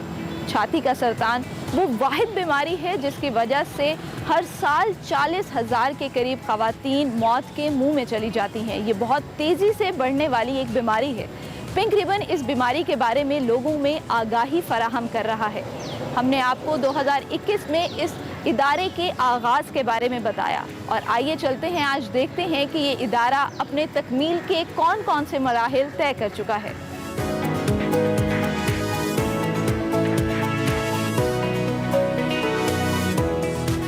अस्सलाम वालेकुम सर, कैसे हैं आप? बिल्कुल ठीक जी. Thank you for coming to Pink Ribbon. Thank you so much sir. नाज़रीन, इस वक्त हमारे साथ मौजूद हैं Umar Aftab, founder Pink Ribbon. Sir, मुझे इन पिक्चर्स के बारे में थोड़ा सा बताएंगे. बिल्डिंग्स आप लोगों ने पिंक की हुई हैं, तो ये कब की कैंपेन है आप लोगों की? जी, पिंक रिबन पाकिस्तान में 2004 से अवेयरनेस प्रोग्राम रन कर रहा है और पिछले बहुत साल से हम एक पिंक इल्यूमिनेशन कैंपेन रन करते हैं, जिसमें आप देखेंगी कि फैसल मॉस्क है, सुप्रीम कोर्ट है, पंजाब असम्बली, पार्लियामेंट हाउस, मीनार पाकिस्तान. सो ये हर साल हम एक बिल्डिंग जो है उसको सिंबॉलिकली पिंक इल्यूमिनेट करते रहे हैं. अच्छा, मुझे ये बताइएगा कि इसके पीछे क्या कॉन्सेप्ट है? बिल्डिंग्स को पिंक करना, क्या लोगों में अवेयरनेस आती है इससे? कॉन्सेप्ट ये है कि जो पिंक लाइट है, ये हम ये कहते हैं कि ये होप की लाइट है. अच्छा. ब्रेस्ट कैंसर के पेशेंट्स के लिए और सर्वाइवर्स के लिए, कि क्योंकि देखें इस कैंपेन का पूरा जो मकसद है वो ये है कि ब्रेस्ट कैंसर वाहिद वो कैंसर है जिसको अगर अर्ली डायग्नोज कर लिया जाए तो इसमें बचने के चांसेस 90% से ज़्यादा हैं. लोगों को, हमारे देखने वालों को बताएं कि ये बीमारी बेसिकली है क्या, क्योंकि इसकी अवेयरनेस अभी भी अनफॉर्चुनेटली बहुत से लोगों को नहीं है. ब्रेस्ट कैंसर जो है वो एक इंटरनल बीमारी है। हम सब जो ह्यूमन बीइंग्स हैं, हमारे अंदर जो ब्लड सेल्स हैं वो बन रहे हैं, ख़त्म हो रहे हैं। अगर किसी स्टेज पे जो ब्लड सेल्स बनने की जो रेशो है वो ज़्यादा हो और ख़त्म होने की रेशो कम हो तो वो एक ट्यूमर की शक्ल इख्तियार कर लेता है। अच्छा, वो जो ट्यूमर है वो बॉडी के किसी भी वाइटल ऑर्गन पे अटैक करता है, तो ब्रेस्ट कैंसर की शक्ल जो है वो इख्तियार करता है। जो यंग गर्ल्स जो हैं उनमें ये बहुत तेज़ी से ब्रेस्ट कैंसर की बीमारी जो है इसकी क्या वजह लगती है आपको? क्योंकि बाहर के ममालिक में मोस्टली ये 50+ इफेक्ट करता है, लेकिन पाकिस्तान में अर्ली 20s में भी जो फीमेल्स हैं उनमें भी इसकी वो पाई जाती है। लेकिन जो दुनिया में जो एवरेज एज है ब्रेस्ट कैंसर की वो तकरीबन 55 ईयर है। पाकिस्तान में जो एवरेज एज है वो 35 ईयर्स है, लेकिन हम देखते हैं कि 17, 18, 20 ईयर्स की जो बच्चियां हैं उनमें ब्रेस्ट कैंसर बढ़ रहा है। सर, आज हम आपके इदारे में आए हैं और 2021 में इसमें काम हो रहा था, लेकिन अब काफ़ी हद तक डेवलपमेंट कंप्लीट हो चुकी है। तो आप मुझे अपने इस इदारे का विजिट भी कराएं और ये भी बताएं हमारे देखने वालों को भी और मुझे भी कि कौन कौन से एरिया जो हैं वो ऑपरेशनल हो चुके हैं। जी बिल्कुल जी, वेलकम जी, आइए। ये जी रिसेप्शन है और ये साथ वेटिंग एरिया है। तो अभी जो पेशेंट्स हमारे आते हैं वो इधर रजिस्टर करते हैं, इधर वेटिंग एरिया है। और इस वक्त अभी हमारा जो अल्ट्रासाउंड मशीन है वो ऑपरेशनल है। अच्छा, मेमोग्राम मशीन जो है वो हमारे पास पहुंच चुकी है। ओपीडी, क्योंकि पहले जब कोई पेशेंट आता है तो उसका क्लिनिकल एग्जामिनेशन होता है। अच्छा, तो ये डॉक्टर अक्सा जो हैं इनके पास पेशेंट्स क्लिनिकल एग्जामिनेशन के लिए आते हैं। ठीक है। अक्सर मुझे ये बताएं कि आप यहाँ पर स्क्रीनिंग करती हैं? हाँ जी बिल्कुल, यहाँ पे फ्री क्लिनिकल एग्जामिनेशन होता है पेशेंट्स का। ठीक है। तो किस तरह के पेशेंट्स आते हैं, क्या एज ग्रुप होता है जो आपके पास आते हैं? रिसेंटली जो हमारे पास 80% ऑफ द पेशेंट्स हैं वो 20 to 35 यानी कि यंग एज के पेशेंट्स अब ज़्यादातर हमारे पास आ रहे हैं with lumps and pain in breast. ये कॉमन सिम्टम्स हैं जो आजकल पेशेंट्स जिसके साथ हमारे पास आते हैं। तो फिर आप किस बेस पे स्क्रीनिंग करती हैं और फिर उनको क्या रिकमेंड करती हैं? हम लोग क्लिनिकल एग्जामिनेशन करते हैं, ठीक है, लंप को असेस करते हैं कि वो कैंसरस लग रहा है या नहीं लग रहा है, ठीक है। उस हिसाब से हम लोग, वैसे तो जो लंप है उसका हमेशा अल्ट्रासाउंड या mammogram according to the age वो हम ज़रूर करवाते हैं, ठीक है। उसके अलावा अगर पेन हो तो हमारे पास फ्री मेडिसिन है वो हम उनको उस हिसाब से दे देते हैं, मतलब symptomatic treatment if it's non cancerous, and if it's cancerous we guide them accordingly and send them for further investigation. ठीक है। डेली की रेशो की अगर हम बात करें तो कितने पेशेंट्स आते हैं यहाँ पे? एवरेज हमारे पास वीक में 3 to 4 पेशेंट्स और हाँ मंथ में लाइक 15 to 17 इस तरह से। सर, इसके बाद अब हम कहाँ जाने वाले जी? अब हम अल्ट्रासाउंड रूम में चलते हैं। जी ये अल्ट्रासाउंड रूम है, ये डॉक्टर आयशा है जी। मुझे ये बताइएगा कि किस तरह के पेशेंट आपके पास आते हैं और कौन से एज ग्रुप को आप लोग अल्ट्रासाउंड रिकमेंड करते हैं? पेशेंट जो 30 इयर्स से बिलो होते हैं उनको हम अल्ट्रासाउंड रिकमेंड करते हैं और जो 40+ होते हैं उनको हम मेमोग्राम रिकमेंड करते हैं, बट दोनों imaging correlation side by side चलती हैं। अच्छा, एक तो अल्ट्रासाउंड प्रोसीजर हो गया, एक मैमोग्राफी हो गई, बायोप्सी भी करते हैं, तो बायोप्सी किस सूरत में की जाती है? ऐसे लम्प्स जिनका डायग्नोसिस हमारे पास अल्ट्रासाउंड या मेमोग्राम्स के ऊपर नहीं बनता उसमें फिर हमें कोर बायोप्सी करनी पड़ती है लीजन की for final diagnosis. Thank you so much. तो सर अभी हम कहाँ जाने वाले हैं? जी मेरे ऑफिस में चलते हैं ताकि मैं आपको और कुछ मज़ीद डिटेल्स जो है वो बता सकूँ पिकरिबन के बारे में। आइए। सर यहाँ पे मेरी नज़र कुछ ख़वातीन पर पड़ी है, इनसे मैं बात करना चाहूँगी। जी बिल्कुल जी। अस्सलाम वालेकुम। मुझे ये बताइएगा आप यहाँ पर किस सिलसिले में आई हैं? हम अल्ट्रासाउंड करवाने आए हैं। अल्ट्रासाउंड करवाने आई हैं, तो क्या आपको कुछ फील हुआ था जिसके बाद आप आई हैं या आप रेगुलर चेकअप? नहीं, रेगुलर चेकअप के लिए। अच्छा, क्योंकि आप यहाँ पर अपने रेगुलर चेकअप के लिए आई हैं तो वो ख़वातीन जो इस चीज़ को सीरियसली नहीं लेती, जो हस्पतालों का रजू नहीं करती, जो घर में तशख़ीस नहीं करती, उन ख़वातीन को आप क्या कहना चाहेंगे? उनको मैं यही कहना चाहूँगी कि आपको थोड़ा सा भी कहीं कुछ फील होता है तो आप फ़ौरन हॉस्पिटल जाएँ, क्योंकि बाद में ये कैंसर की शक्ल इख्तियार करते हैं। बिल्कुल जी, जैसे कि इन्होंने कहा कि बाद में ये कैंसर की शक्ल इख्तियार कर लेता है और कैंसर जानलेवा बीमारी भी बन सकती है अगर आप जो है उसको सीरियसली नहीं लेंगे और अगर आप डॉक्टर के पास बर वक्त नहीं जाएंगे। सर, पिंक रिबन जो आपका इदारा है वो छाती के सरतान जिसे ब्रेस्ट कैंसर भी कहा जाता है उसके लिए किस तरह से काम करता है? ब्रेस्ट कैंसर पूरे एशिया में सबसे ज़्यादा, पाकिस्तान में हर 9 में से खातून ब्रेस्ट कैंसर के रिस्क पे है। यानी जिसका मतलब ये है कि तकरीबन 1 करोड़ से ज़्यादा खवातीन पाकिस्तान में ब्रेस्ट कैंसर के रिस्क पे हैं, बड़ा नंबर जो कि एक बहुत अलार्मिंग सिचुएशन है। अच्छा, लेकिन कुछ और भी दुनिया में ऐसे मुल्क हैं जहाँ ब्रेस्ट कैंसर ज़्यादा है, लेकिन वहाँ पे शरह अमवात कम है। और पाकिस्तान में हमारे यहाँ जो शरह अमवात हैं वो बहुत ज़्यादा हैं। ज़्यादातर हम ये देखते हैं कि खवातीन 3rd स्टेज या उसके बाद जो है वो हॉस्पिटल में रिपोर्ट करती हैं। तो ये कैंपेन शुरू करने का मकसद ये था। अच्छा, ब्रेस्ट कैंसर वाहिद ऐसा कैंसर है जो अगर अर्ली डायग्नोज हो तो इसमें बचने के चांसेस 90% से ज़्यादा होते हैं। अच्छा, अर्ली डायग्नोसिस की आपने बात की है, तो किस तरह से घर बैठे लोग अपनी तशखीस कर सकते हैं और वो कौन कौन सी चीज़ें हैं, वो कौन कौन से सिम्टम्स हैं जिससे उनको पता लग सकता है कि हम इस बीमारी में मुब्तला हो रहे हैं? अच्छा, एक तो ये बिल्कुल जो हमारी जो कैंपेन, जो जर्नल हम कैंपेन रन करते हैं उसका जो फोकस है वो अर्ली डायग्नोसिस के ऊपर है। और उसका जो फर्स्ट स्टेप है वो सेल्फ एग्जामिनेशन है कि 16 साल से ज़्यादा की जो बच्चियां हैं उनको ये बताना कि महीने में वो कोई एक दिन ऐसा मुख्तस करें और हर महीने उस दिन खुद मुआयना करें। अब उसमें देखना क्या है? उसमें देखना ये है कि अगर छाती के किसी हिस्से में या बगल के नीचे कोई गिल्टी है, अगर कोई स्किन के ऊपर चेंजेस हैं, किसी तरह का कोई डिस्चार्ज है, लेकिन क्योंकि ये जो कैंसरस गिल्टी है इसमें कोई पेन नहीं होती, तो इसलिए बहुत सारी खवातीन इसको सीरियसली नहीं लेती हैं। और वो ये बड़ा एक मेजर पॉइंट है, क्योंकि जब तक आपको बॉडी के किसी हिस्से में पेन नहीं होती है, कोई ऐसी एबनॉर्मल चेंजेस फील नहीं होती हैं, तब तक आप डॉक्टर के पास नहीं जाते हैं। तो इस सिचुएशन में फिर क्या करना चाहिए? लेकिन ये कि अगर तो कोई गिल्टी है फौरी तौर पे डॉक्टर को दिखाने की ज़रूरत है। जो हमारी इस साल की जो कैंपेन है वो हम एक स्टेप और आगे गए हैं, क्योंकि अब मेडिकल साइंस ये बता रही है कि अगर लाइफस्टाइल चेंज किया जाए तो कैंसर से बचने के अब चांसेस कुछ 40% से ज़्यादा है। कि अगर आप अपनी जो ईटिंग हैबिट्स हैं वो चेंज करें, आप अपनी फ़िज़िकल एक्टिविटी जो है उसको बेहतर करें, आप अपनी मेंटल हेल्थ को बेहतर करें, तो कैंसर होने से बचा जा सकता है। अच्छा, ग्रोथ की अगर हम बात कर रहे हैं तो यहाँ पर ये जानना भी ज़रूरी है कि कैंसर किस तरह से ग्रो करता है।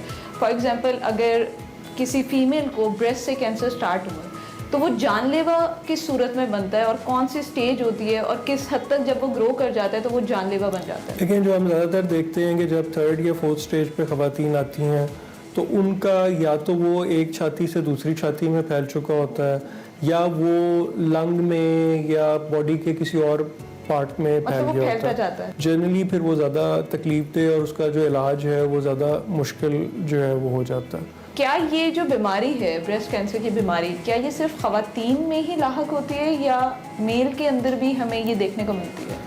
जी बिल्कुल, ब्रेस्ट कैंसर जो है वो मर्दों में भी होता है। 1% ये मर्दों में भी इसकी पाया जाता है। और ये पाकिस्तान में है। बड़े शहरों में तो लोगों को आसानी से टारगेट कर लेते हैं। आप लोग भी डिफरेंट कैंपेन्स करते हैं और मुख्तलिफ जगहों पे इस तरह की कैंपेन्स की जाती हैं, लेकिन जो हमारे देही इलाके हैं जहाँ पे लोग आज भी इस बीमारी को एक टैबू समझते हैं, इस लफ्ज़ को एक टैबू समझते हैं, तो उन खवातीन में आप लोग किस तरह से ये आगाही फराहम करते हैं या क्या आपके प्लान्स हैं फ्यूचर में? पाकिस्तान में जो लेडी हेल्थ वर्कर्स हैं वो काफ़ी बड़ा एक नेटवर्क है। हमने उनके ट्रेनिंग प्रोग्राम में ब्रेस्ट कैंसर को इंक्लूड करवाया। उसके अलावा ये कि हमारा एक बहुत एक्सटेंसिव यूथ प्रोग्राम है। हम कॉलेजेस, यूनिवर्सिटी, स्कूल्स में जाते हैं, तो हम गाँव के लेवल पे भी जो स्कूल कॉलेजेस हैं उनमें भी जाते हैं। एटलीस्ट डिस्ट्रिक्ट हेडक्वार्टर हॉस्पिटल जो हैं पाकिस्तान में, उनमें एटलीस्ट मैमोग्राम फैसिलिटी जो है वो अवेलेबल है। बिल्कुल। अच्छा, मैमोग्राफी क्योंकि एक कॉस्टली प्रोसेस है, लेकिन पिंक रिबन जो है उसको फ्री ऑफ कॉस्ट करेगा। अभी जैसे हमने आपका इदारा भी विजिट किया तो वहाँ पर OPD और अल्ट्रासाउंड रूम जो है वो एक्टिव हो चुके हैं। तो कब तक बाकी चीज़ें जो हैं वो ऑपरेशनल होंगी और कब लोग यहाँ पर आके अपना फ्री इलाज करवा सकेंगे? हम उम्मीद ये कर रहे हैं कि अगले 6 से 8 महीने में ये हॉस्पिटल कंप्लीट होगा और ये जो हॉस्पिटल है ये कंप्लीट फैसिलिटी प्रोवाइड करेगा। Thank you so much sir for your time. नाज़रीन, ये था आज का मेरा पाकिस्तान, जिसमें हमने आपको पिंक रिबन इदारे के बारे में बताया। और क्योंकि ये अक्टूबर का महीना चल रहा है और अवेयरनेस फैलाने का मकसद सिर्फ इतना है कि अगर आपको अपनी बॉडी में किसी भी किस्म की कोई अनयूजुअल चेंजेस फील होती हैं तो आप इस इदारे से या किसी भी इदारे से रब्ता करें और बर वक्त तशखीस करवा कर अपनी जान को महफूज करें। मुझे दीजिए इजाज़त और देखते रहिए Expresso. Welcome back to Express. अब बात करते हैं कुछ ट्रांसजेंडर कम्युनिटी का, जिन्होंने ओबियसली एक बेड़ा उठाया कि वो भी मुल्क का नाम रोशन कर रहे हैं, पाकिस्तान में कंट्रीब्यूट कर रहे हैं। भाई आज हमारे साथ मुल्तान से ताल्लुक़ रखने वाली सारू मौजूद हैं और इनके हवाले से आपको बताएं, सारू इमरान, इनका नाम मोहम्मद सारिम है और सारू इमरान इनका एक फेम नेम ये कह सकते हैं, जिन्होंने कॉमर्स में एमफिल करके ट्रांसजेंडर कम्युनिटी को के लिए एक मिसाल कायम की। इनफैक्ट हमारे लिए एक मिसाल कायम की और उनको पहले भी हमने आपसे मिलवाया था हमारे शो में। सोशल वेलफेयर में, शोबा स्किल डेवलपमेंट में स्पोक्स पर्सन के तौर पर तैनात हैं और उसके बाद उन्होंने यहाँ तक ही चीज़ों को महदूद नहीं रखा, लंदन की यूनिवर्सिटी ऑफ वेस्टमिंस्टर में दाखिला लिया और पीएचडी में दाखिला लेने वाली वो पहली ट्रांसजेंडर हैं और आज हमारे साथ मौजूद भी हैं। बिल्कुल, सारू इमरान ने लंदन में तंजीमों जो मईशत है और सोसाइटी में पीएचडी करने के लिए दाखिला लिया है। साथ साथ सारू इमरान लंदन में इक्तिसादियात, एंटरप्रेन्योरशिप और इंसानी वसाइल से मुतल्लिक मुख्तलिफ शोबों के अंदर, मुख्तलिफ डिपार्टमेंट्स के अंदर रिसर्च बेस्ड काम करेंगी और दुनिया भर में पाकिस्तान की नुमाइंदगी करके बेशतर अवार्ड्स अपने नाम ऑलरेडी कर चुकी हैं। और इसके साथ साथ अब इनका जो अगला वेंचर है उसके हवाले से हम इनसे बात करते हैं। सारू इमरान हमारे साथ मौजूद है, उनको हम खुश आमदीद कहेंगे। थैंक यू वेरी मच सारू इमरान फॉर जोइनिंग एक्सप्रेसो। कैसे हैं आप? जी थैंक यू सो मच, मैं बिल्कुल ठीक हूँ, आप कैसी हैं? बिल्कुल ठीक। सबसे पहले तो मुबारकबाद आपके एडमिशन पे और डेफिनेटली पहले भी आपने बहुत सारे प्लेटफॉर्म्स पे पाकिस्तान का नाम रोशन किया है। अब आप एक नए वेंचर पे जा रही है, कैसा लग रहा है? इट्स अ मिक्स फीलिंग, खुशी भी है और इसके साथ साथ जो है एक रिस्पॉन्सिबिलिटी भी बढ़ गई है कि मुझे अपनी कम्युनिटी के लिए अब बहुत और ब्रॉडर लेवल पर जो है चीज़ों को करना है और as a leader, as an movement को जो है मज़ीद बेहतर करना in terms of economic justice की जो मेरी कम्युनिटी है वो बाइज़्ज़त रोज़गार की तरफ आ सके और उन पॉलिसीज़ को हम किस तरह रीडिफाइन कर सकते हैं इन द लॉन्ग रन। इसमें जो सबसे बेहतर काम हो सकता है वो तो आपकी कम्युनिटी के अंदर सबसे पहले तालीम का फैलाव है कि ज़्यादा से ज़्यादा लोग पढ़े लिखे हों और फिर जो लोग पढ़े लिखे हैं उनको किसी मुनासिब जगह पे अकोमोडेट भी किया जाए। ये दोनों चीज़ें बड़ी इंपॉर्टेंट है। अब तक इसके लिए आपने क्या काम किया है सारू? क्योंकि आपको स्वीडिश इंस्टीट्यूट ऑफ स्वीडन से अमन का और कॉमनवेल्थ यूके से जो जेंडर इक्वालिटी है इसके अवार्ड्स भी मिल चुके हैं। तो अब तक आपका क्या काम है जो आप हाईलाइट कर सकती हैं यहाँ पे?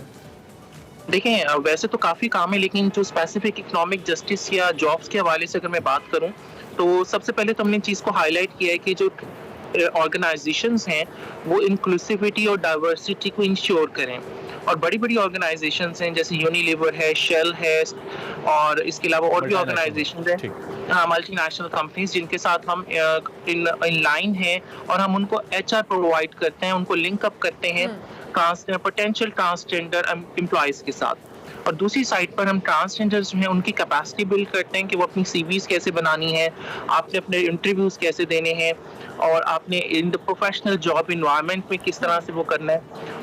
और इसके अलावा इन पर्सपेक्टिव पर्सपेक्टिव हम सेंसिटाइजेशन पे भी काम करते हैं कि जो ट्रांसजेंडर्स को स्पेसिफिक 3 शोबों तक महदूद रखा गया 75 साल तक, जैसे बैगिंग, सेक्स वर्किंग और डांसिंग की है, तो लोगों का पर्सपेक्टिव चेंज होना चाहिए। We are the same human beings and when we talk about gender equality everyone can do the same और हमें किसी को किसी की जेंडर या सिंफ की बुनियाद पर डिस्क्रिमिनेट नहीं करना चाहिए एक्सेस टू रिस्पेक्टेबल लाइवलीहुड के लिए। ठीक हो गया।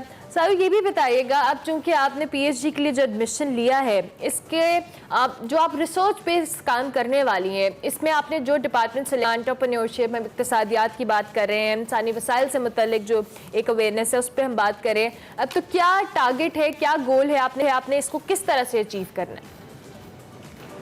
देखिए, सबसे पहले तो बात यह है कि जब भी हम किसी चेंज की बात करते हैं ना उसके लिए हमारे पास एक सॉलिड एविडेंस होना चाहिए। और एविडेंस किस तरह आता है? रिसर्च बेस्ड डाटा कलेक्शन और हमारी जो तहकीक होती है उससे। और मेरा ख्याल है PhD एक बहुत अच्छा वे है किसी भी स्पेसिफिक इशू के बारे में इन डेप्थ एनालिसिस करने का, रिसर्च करने का और डाटा कलेक्ट करने का।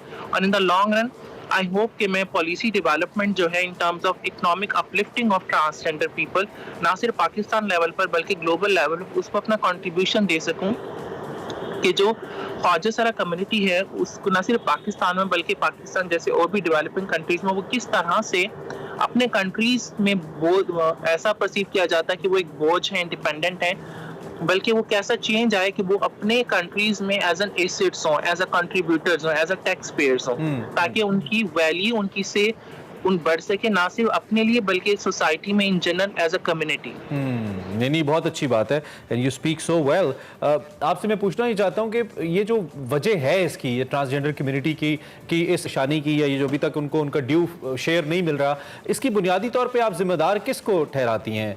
सोसाइटी को ठहराती हैं, रियासत को ठहराती हैं कि रियासत ने पॉलिसीज नहीं बनाई? वी स्टिल सी कि अभी ट्रांसजेंडर्स के हवाले से एक जो बिल मंजूर हुआ है उस पर बड़े क्वेश्चन उठाए गए। विद दैट इसका जिम्मेदार आप किसको ठहराती है? क्या इस पे जो ट्रांसजेंडर कम्युनिटी है वो खुद भी कहीं इसकी जिम्मेदार है कि बहुत सारे लोग, बहुत सारे लड़के जो कि काम से घबराते हैं, नहीं पढ़ना चाहते, नहीं काम करना चाहते, वो भी इस तरफ आ जाते हैं? आप जिम्मेदार किसको ठहराती हैं ताकि हम इसका तयन कर सकें और फिर इसके हल की जानिब हम बढ़ सकें? लेकिन सबसे पहली बात तो ये है कि जब हम एक सोशल यूनिट की बात करते हैं तो जो आपकी फैमिली होती है, आपका घर होता है, वो पहला यूनिट होता है, ठीक है? सबसे पहले वो रिस्पॉन्सिबल है। जब वो अपने बच्चों को, ट्रांसजेंडर बच्चों को घर से निकाल देता है और उसके बाद वो माशरे में जो एक्सप्लॉयटेशन है उसकी तरफ एक्सपोज हो जाते हैं, जिसमें उनको फोर्स प्रोस्टिट्यूशन, फोर्स बैगिंग, इस चीज में डाल दिया जाता है और जिसमें उनकी पूरी जिंदगी उस दलदल में रह जाती है। एंड सेकंड थिंग ये है कि गवर्नमेंट की जब हम बात करते हैं तो आई बिलीव कि पाकिस्तान गवर्नमेंट ने बहुत प्रोग्रेसिव स्टेप्स लिए हैं in terms of we have a trans protection act 2018। उसके बाद जिस तरह से इंटरवेंशन, आई अंडरस्टैंड कि there is a gap still, but आप देखें कि Multan, I belong to Multan, और मुल्तान में पहली दफा एक स्कूल डेवलप किया गवर्नमेंट ने एजुकेशन डिपार्टमेंट में ट्रांसजेंडर्स के लिए, जिसमें उनको free of cost education, access to quality teachers, उनकी गाइडेंस, उनकी प्रोफेशनल डेवलपमेंट पे काम किया। और उसके बाद बहावलपुर और डीजी खान में भी वो स्कूल शुरू हुआ। एंड जब हम इस तरफ आते हैं कि कोई लोग काम से घबराते हैं और इस तरह से वो ट्रांसजेंडर बन जाते हैं, तो मैंने अपनी लाइफ में अभी तक ऐसा कोई सीन नहीं देखा, बिकॉज मुझे लगता है कि ये तो वो टैग है जो कि इतना बुरा है कि कोई होते हुए भी लोग अवॉइड करते हैं। इसको टैबू कह लें, टैग कह लें, जो बहुत सारे लोग कहीं ना कहीं, हम सभी इस बात की वकालत करते हैं कि जी अगर आप इस बात को, इनको फैसिलिटेट करेंगे या इनको सहूलत देंगे तो ये कल्चर पर वाहन चढ़ेगा, बहुत सारे लोग फिर इस जानिब आना शुरू हो जाएंगे।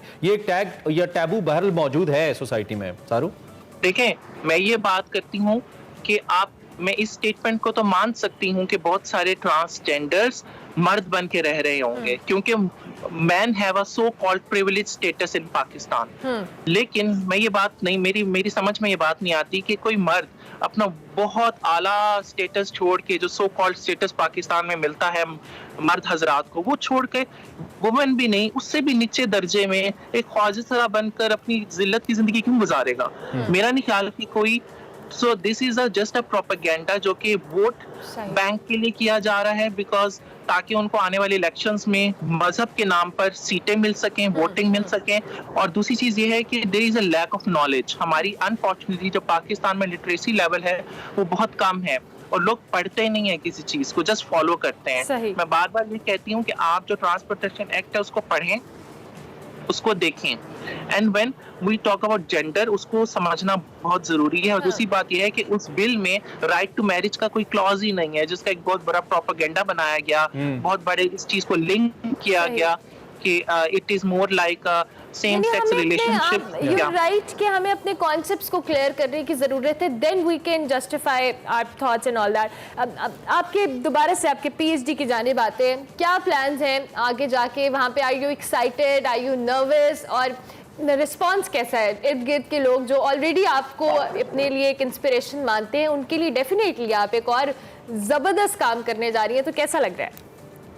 डेफिनेटली बहुत अच्छा लग रहा है। आई होप कि जब हम इंटरनेशनल लेवल पर जाकर, मतलब मुझे लगता है ये जो फीलिंग होती है ना अपने मुल्क को रिप्रेजेंट करने की किसी इंटरनेशनल प्लेटफॉर्म पर, वो बहुत स्पेशल होती है।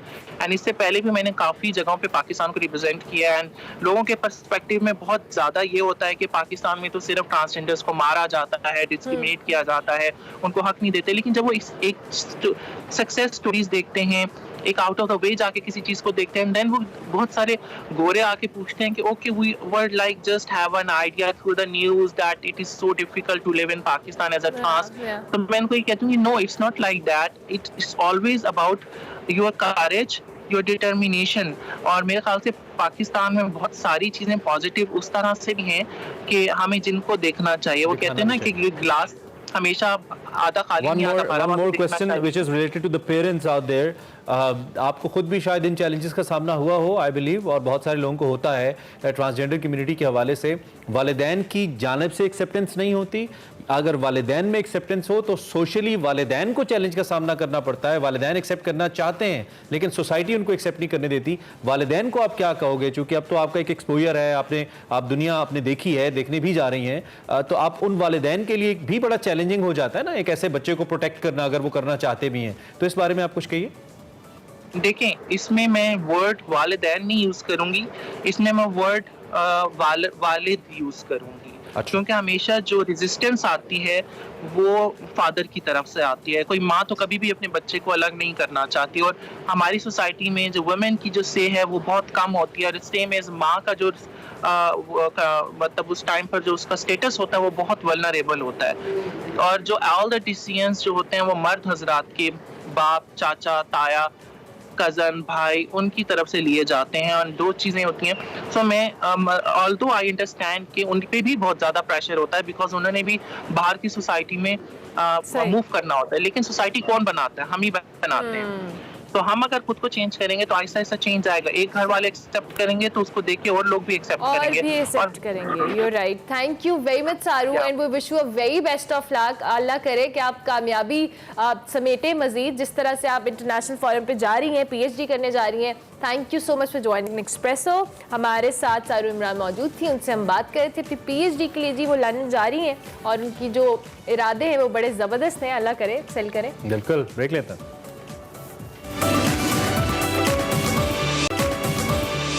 Welcome back to Expresso. Graphene क्यों अहम है और टेक्नोलॉजी में इसकी वजह से क्या इनकलाब आएगा, आज साइंस एंड टेक में इसी हवाले से इब्ने फाजिल साहब वकार मलिक साहब के साथ बात कर रहे हैं। दिखाते हैं आपको। अस्सलाम वालेकुम नाज़रीन, मैं हूं वकार अहमद और आप देख रहे हैं साइंस एंड टेक। इब्ने फाजिल साहब आज हमारे मेहमान हैं, और अमूमन हम जब बैठते हैं तो वो ग्राफीन की बहुत ज़्यादा तारीफ़ करते हैं। इसकी डिस्कवरी जो है वो भी एक दिलचस्प वाक़या है, वो भी इन्हीं से सुनेंगे और ये देखेंगे कि ग्राफीन जो है वो हमारी ज़िंदगियों में किस हवाले से अहम है और किस हवाले से ज़्यादा अहम हो जाएगी, चाहे वो कमर्शियल सतह है, घरेलू सतह है, हमारी आम ज़िंदगियों में। इब्ने फाजिल साहब, बहुत शुक्रिया आपका। जी बिस्मिल्लाह जनाब। ये जो आप हमारे हर वक्त यानी कान खाते रहते हैं कि ग्राफीन ग्राफीन ग्राफीन, मैं चाहता हूँ कि ये इसको पब्लिक किया जाए, ऐसे लोगों को बताया जाए कि जी सबसे पहले तो ग्राफीन जो है वो होती क्या है उसका जान लेते हैं। ग्रेफाइट से तो हम वाकिफ़ हैं, कार्बन की एक फॉर्म है, क्रिस्टलोग्राफिक फॉर्म। इसकी जो ग्रेफाइट की सिंगल लेयर होती है ना, जो यानी कि 2 डायमेंशन, एक मालिक्यूल जो हनीकॉम्ब स्ट्रक्चर का, अगर उसकी एक लेयर को हम अलहदा कर लें तो उसको ग्राफीन का नाम दिया। ठीक हो। अच्छा, ये एक लेयर जो है ये हमें कोई तकरीबन 100 साल पहले से पता था कि अगर हम ग्रेफाइट की एक लेयर को किसी तरीके से अलहदा कर लें तो इससे हमें बहुत से फ़ायदे हासिल हो सकते हैं, लेकिन वो हो नहीं पाया। और जब हुआ तो बहुत ही ज़बरदस्त और इंटरेस्टिंग तरीके से हुआ। और ये हुआ कि 2004 में मैनचेस्टर यूनिवर्सिटी में 2 लोग बड़ी शदीद ख्वाहिश रखते थे कि हम किसी तरह से ग्राफीन बनाएं और उस पर काम करें। तो उन्होंने ग्रेफाइट का एक पीस लिया, उसके ऊपर स्कॉच टेप्स के साथ उसको ऊपर से लगा के उसको चिपका के यूँ उठाया और उसके ऊपर जो ग्रेफाइट है वो थोड़ी सी चिपक गई। अब उन्होंने दोबारा से फिर उसी स्कॉच टेप को उसके ऊपर चिपकाया, उसके ऊपर फिर एक बारीक लेयर आ गई। इस तरह वो करते करते कई दफ़ा करते करते उसके ऊपर वो सिंगल लेयर लेने में कामयाब हो गए। अच्छा। और वो उसके बाद उस जो टेप थी उसको किसी सॉल्वेंट में डिज़ोल्व किया और पीछे जो हमारे पास सिंगल लेयर बची ग्राफीन, इस तरह ये पहली बार उन्होंने ग्राफीन जो है अलहदा की। और इसको साइंस ने इतना बड़ा कारनामा माना कि वो जो स्कॉच टेप का रोल है वो एक साइंस म्यूजियम में इस वक्त पड़ा हुआ है। और इस कारनामे के ऊपर उन दोनों साइंसदानों को 2010 में नोबेल प्राइज़ मिला। तो आप ये देखें कि ये वाकई बहुत बड़ा और दिलचस्प वाक़या है कि सिर्फ एक स्कॉच टेप की मदद से हम नोबेल प्राइज़ विन कर सकते हैं। तो ये तो इसकी डिस्कवरी होगी। अब इसके जो फ़ायदे हम देखते हैं ना, मतलब ये कि 2004 में जब ये डिस्कवर हो उससे लेके अब तक हम इसकी कमर्शियल प्रोडक्शन की एफर्ट करें और इसमें हम इस हद तक कामयाब हुए हैं कि अभी पिछले दिनों एक मैं पेपर देख रहा था तो उन्होंने कहा जी कि हम अब 1 किलो पर डे बनाने के काबिल हो गए किसी एक अमेरिका की फैक्ट्री में। तो जैसे जैसे इसकी प्रोडक्शन आसान होती जाएगी, अभी तो ये समझ लें कि दुनिया में रूए ज़मीन पे इस वक्त तक ये सबसे महंगा मटेरियल है, यानी कि कई लाख डॉलर इसकी जो है वो एक चंद ग्राम की वैल्यू है और ये अभी तक सिर्फ रिसर्च के लिए इस्तेमाल हो रही है। लेकिन जैसे जैसे इसकी प्रोडक्शन बढ़ती जाएगी और उसके आसान तरीके आ जाएंगे, उसके बाद जो हम ये देखते हैं कि इसकी जो एप्लीकेशन क्या है हमारी ज़िंदगी में तब्दीली तो वो ऐसा लगता है जैसे हमें वो साइंसदान अब तक बता रहे हैं कि टोटल हमारी लाइफ चेंज हो जाएगी, यानी इस कदर ड्रास्टिक इसके इफेक्ट होंगे कि जब ये मैस प्रोडक्शन में आएगी तो हमारी सारी ज़िंदगी का जो लाइफ स्टाइल है ना वो चेंज हो जाएगा। मिसाल के तौर पे आप ब्लड प्रेशर चेक करते हैं, आप टेम्परेचर चेक करते हैं, आप अपनी जो है ना वो वाइटल्स हैं, उसके लिए आपके ग्राफीन का एक टैटू बना दिया जाएगा मुस्तकिल तौर पे और वो जो टैटू है वो आपकी सारी बॉडी की इंफॉर्मेशन, इवन कि आपके जिस्म में खुदा ना खास्ता कोई कैंसर सेल डेवलप हो रहा तो उसको भी वो देख रहा होगा और वो आप एक सेंट्रल जगह पे उसका पैगाम पहुंच रहा होगा। अमेजिंग। तो ये मतलब इस कदर इसकी जो है वो नज़र आ रही है हमारे फ्यूचर में। आपकी जो ये मोबाइल फ़ोन है, आपके जो कंप्यूटर्स हैं, आपकी इवन जो कपड़े हैं, यानी कि अब की हर चीज़, इवन के जो आपका जो बाल रंगने वाला जो हेयर डाई है वो भी ग्राफीन के ऊपर मुश्तमिल होगा, यानी इसका आपको कोई फायदा नहीं होगा। नहीं, मुझे तो शायद फ़ायदा हो ना हो, लेकिन बहुत से लोगों को फ़ायदा होगा कि वो जो है नॉन टॉक्सिक एक हेयर कलर ज़बरदस्त किस्म का। अच्छा, और उसके अलावा हम ये देखते हैं कि जो दुनिया भर में शायद आपके लिए बड़ी हैरानकुन बात होगी कि सालाना जो है वो 200-250 अरब डॉलर जो है सिर्फ जंग से बचाने के लिए दुनिया खर्च करती है और सिर्फ 70 अरब डॉलर अमेरिका में लोहे को जंग से महफूज करने के लिए सालाना खर्च होते हैं। तो ग्राफीन को वो ये कह रहे हैं कि इसकी एक लेयर जिसके ऊपर कर दी जाएगी वो हमेशा के लिए जंग से महफूज होगा, यानी इसके इतने फ़ायदे हैं। आप समुंदर का पानी उसको बगैर एनर्जी के आप उसको पीने के काबिल बना सकेंगे, कोई भी हार्ड वाटर, सहराओं का पानी। इसकी वजह से मुझे पूरी दुनिया का मंजरनामा डेफिनेटली ये इस कदर अहम है। यानी आपकी जो हवा है, जैसे अभी हमारे अभी अगले महीने हमें टेंशन हो रही है कि जी वो स्मोक का मसला होगा, तो उसके लिए जो फिल्टर्स हैं आप हवा के लिए आप घर के एक जगह पे लगा दें और सारी आपकी एयर जो फिल्टर होकर घर में आएगी, यानी इस कदर उसकी ड्रास्टिक एप्लीकेशन होगी ह्यूमन लाइफ में। अच्छा, इसकी प्रॉपर्टीज़ देखें क्या है। मज़े की बात यह है कि आम जो स्टील है उससे 200 टाइम उसकी स्ट्रेंथ है और जो कॉपर की करंट बेरिंग कैपेसिटी है उससे को 100 टाइम उसकी करंट बेरिंग कैपेसिटी ज़्यादा है। तो यानी ऐसा एक ज़बरदस्त कुदरत ने इसके अंदर प्रॉपर्टीज़ का वो ख़जाना रखा हुआ है कि जैसे इसकी कमर्शियल प्रोडक्शन शुरू होती है एक पूरी लाइफ जो है ना वो चेंज हो जाएगी और एक नया जहान होगा ये। और हम यकीनन जल्द उस नए जहां को देखेंगे। मेरा ख्याल है कि होपफुली डेवलपमेंट जारी है। और इस पूरी कहानी में जो सबसे दिलचस्प चीज़ थी वो ये थी कि साइंसदानों को तकरीबन 100 साल बहुत अरसा पहले ये मालूम था कि अगर ये जो लेयर है ये इसको अलहदा करने में वो कामयाब होते हैं तो इसके जो बेनिफिट्स हैं, इसकी वो तमाम चीज़ें वो उनको मालूम थी। यही साइंस की ताकत है। और जब हम लफ्ज़ थ्योरी इस्तेमाल करते हैं तो यही थ्योरी की ताकत है कि वो मालूम तो होता है, ठीक है, हम गैजेट्स और मुख्तलिफ आलात, उनकी डेवलपमेंट, उनकी उसमें थोड़ी देर हो सकती है, उस टेक्नोलॉजी के हसूल में देर हो सकती है, लेकिन जो मैथमेटिक्स है, जो थ्योरेटिकल वो तमाम फ्रेमवर्क है, वो हमेशा सही दुरुस्त साबित होता है क्योंकि वो बहुत ज़्यादा मैथमेटिकल ग्राउंड पे और तमाम चीज़ों को, हक़ाइक़ को सामने रख के उसके हक़ाइक़ पर मबनी होता है। तो यही हम चाहते हैं कि साइंस एंड टेक का ये जो सेगमेंट है इसके ज़रिए साइंस को फ़रोग़ हासिल हो, आपके बच्चों में साइंस का शौक़ पैदा हो, क्योंकि ये हमारी ज़िंदगियों में हैरत अंगेज़ तब्दीलियाँ लाती है, मस्बत तब्दीलियाँ लाती है और बहुत खूबसूरत तब्दीलियाँ लाती है। देखते रहिए science and tech. Welcome back to Expresso और बात करते हैं कुछ क्रिकेट के हवाले से। पाकिस्तान की टीम हमारी रिपोर्ट्स के मुताबिक ऑकलैंड पहुंच गई है जहाँ पे न्यूजीलैंड के साथ हमारी क्रिकेट ड्यू है, हमने खेलना है। लेकिन हम जो खेल के गए हैं कहते हैं ना, जो हम करके गए हैं पहले, जो करतूत थे उस पर जो करतूत भाई अब मेरे ख्याल में तो छोड़ देते हैं सिर्फ न्यूजीलैंड। नहीं, मैंने छोड़ दिया है, मतलब मैंने छोड़ दिया, छोड़ ही दिया आपने। हाँ। हमारे साथ माजिद है भी। आज हमने आपको कोई एनालिसिस नहीं देना। आपको पता है रिसेंटली 7 मैचों की सीरीज खेले, प्रैक्टिस मैचेस की, जिसमें से 3 प्रैक्टिस मैच हम जीत गए, 4 हम हार गए। लेकिन जो आखिरी 2 प्रैक्टिस मैच हैं वो इतना बुरा आ रहे हैं हम। एक्चुअली इसी प्रैक्टिस मैच में हम 2 दिन बाद अब्दुल माजिद हमें पहले टाइम नहीं दे सके, हम बात करना चाह रहे थे। फिर सॉल्ट ने इतना सॉल्ट छिड़का है उसके ऊपर कि वो अभी जख्म हमारे हरे हो गए। तो अभी हमने उनको दोबारा बुला लिया। Abdul Majid, welcome to Expresso and good morning, thank you very much. कैसे हैं आप? ठीक ठाक, अल्लाह का शुक्र। पाकिस्तान की इस परफॉर्मेंस के बाद कोई भी अच्छा नहीं हो सकता, लेकिन ठीक है। अच्छा अब्दुल वाजिद, हमने एक्चुअली आपका नहीं, इसमें कहते हैं होड़ आराम ने हमने एक्चुअली आपका तज्जिया नहीं लिया था इस तमाम तर सीरीज के बाद। हम चाहते थे कि आज आपसे हम तज्जिया लें इस पे कि ये जो हमने 7 मैचों की सीरीज देखी और आखिरी के 2 प्रैक्टिस मैच, इनका क्या करना है, इसके हवाले से क्या कहेंगे आप? मैंने आपको कहा था और मेरी जितने दोस्तों से बात हुई थी सब बोल रहे थे पाकिस्तान जीते, और मैं बोल रहा था पाकिस्तान हारे, अल्लाह करे, क्योंकि जब हारता है तभी आपको सारे जो मसले हैं ना वो नजर आते हैं और फिर तभी आप मसलों को जो है आइडेंटिफाई करके रेक्टिफाई कर सकते हैं। प्रॉब्लम यही आती है कि हम अगर मैच जीत जाए, चाहे नसीम शाह आखिरी ओवर में 2 छक्के लगा के जिता दे, हम सब भूल जाते हैं, हमें सिर्फ नसीम शाह याद रहता है, पूरा मैच भूल जाता है। तो ये हारना हमारे लिए बहुत अच्छा है। दूसरी बात, जो अभी हम ट्राई सीरीज खेलने जा रहे हैं उसमें जाके भी मैं तो यही कहूंगा हारना बेहतर है, क्योंकि जब हम हार रहे होते हैं तो फिर हमें जो है ना शीशा दिखाया जा रहा होता है मीडिया की तरफ से भी, और इवन प्लेयर्स और मैनेजमेंट भी थोड़ा बहुत जो है ना फिर अपना लिहाज कर लेते हैं कि यार हम भी देख लें यार कमी कहाँ पे है, खामी कहाँ पे आ रही है, क्या चीज की कमी है। मिडिल ऑर्डर खराब है, अगर सब कह रहे हैं तो खराब होगा, क्योंकि आप अगर इनकी प्रेस कॉन्फ्रेंसेस देखें through out this series, Asia cup में तो चले हमें पता चला मिडिल ऑर्डर का मसला है, इंग्लैंड की सीरीज में तो हमें बिल्कुल क्लियर हो गया कि मिडिल ऑर्डर का मसला है। इन्होंने मिडिल ऑर्डर को जाके अब जरा बोला होगा कि यार आपके ऊपर, आप खुशदिल वाला वाकया आप लोगों ने अगर देखा हो, जब वो 7वें T20 में आउट होके जा रहे थे तो लोग खफा होने के बजाय, परेशान होने के बजाय, एक होम क्राउड हमेशा खफा होता है कि होम प्लेयर आउट हो गया, वो उल्टा खुश हो रहे थे। और पूरा गोरा और पार्मी आर्मी और जितने ट्विटर अकाउंट्स हैं, फेसबुक पे, सोशल मीडिया पे, हर जगह ये बात होती थी कि पाकिस्तानी प्लेयर के आउट होने पे लोग खुश हुए। तो मिडिल ऑर्डर को जो है वो अब होश के नाम। अच्छा, लेकिन ये जो हमारे पेसर पिंडी एक्सप्रेस कह रहे हैं कि उनको ये डर है कि टीम कहीं पहले राउंड में ही बाहर ना हो जाए वर्ल्ड कप में, ये शोएब अख्तर कह रहे हैं। और यूजुअली शोएब अख्तर इतने नेगेटिव नहीं होते हैं टीम को लेकर, लेकिन ये बड़ी अलार्मिंग बात है। हम तो इतने अरसे से तैयारी करें, अभी रिसेंटली तो वर्ल्ड कप खेले हम, एक और वर्ल्ड कप आ गया, तो ये क्या कर रहे हैं हम?